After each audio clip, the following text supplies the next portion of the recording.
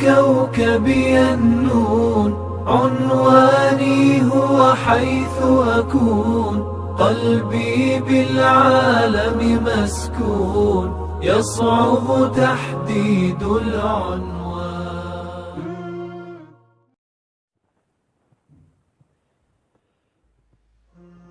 کتاب الطہارہ، کتاب طہارت کے مسائل.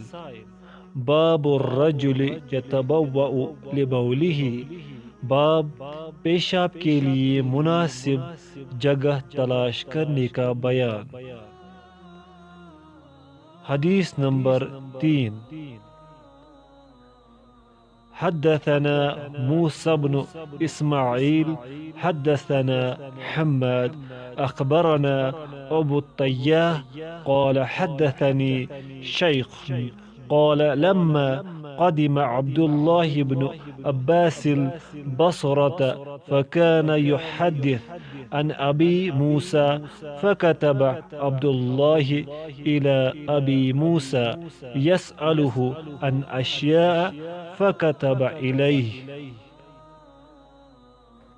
أبو موسى إني كنت مع رسول الله صلى الله عليه وسلم ذات يوم فأراد أن يبول، فأتى دمثا في أصل جدار فبال، ثم قال صلى الله عليه وسلم إذا أراد أحدكم أن يبول فليرتد لبوله موضعا.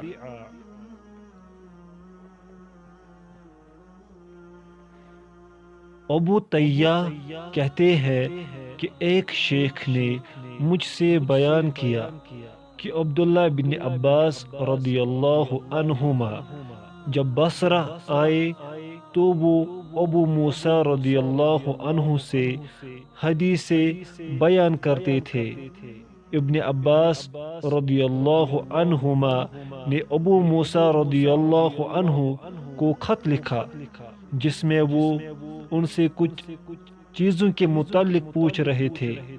ابو موسیٰ رضی اللہ عنہ نے جواب میں انہیں لکھا کہ ایک روز میں رسول اللہ صلی اللہ علیہ وسلم کے ساتھ تھا. آپ صلی اللہ علیہ وسلم نے پیشاب کا ارادہ کیا تو ایک دیوار کی جڑ کے پاس نرم زمین میں آئے اور پیشاب کیا. پھر فرمایا جب تم میں سے کوئی پیشاب کرنا چاہے تو وہ اپنے پیشاب کے لیے نرم جگہ ڈھونڈے.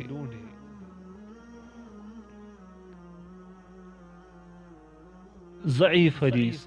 سند میں واقع مبہم راوی شیخ کا حال نہ معلوم ہونے کے سبب یہ حدیث ضعیف ہے.